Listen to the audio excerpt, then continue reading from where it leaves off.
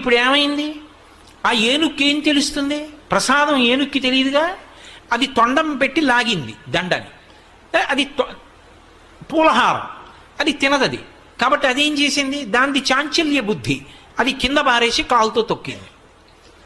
చూశాడు దుర్వాసో మహర్షి, ప్రసాద తిరస్కారం చేశావు, నేను తెచ్చినది ఏమిటో నీకు అర్థం కాలేదు. ఏ ప్రసాదాన్ని తిరస్కరించావో దాని ఫలితం నీకు లక్ష్మీ కటాక్షం ఉండకూడదు, భ్రంశం అయిపోవాలన్నాడు.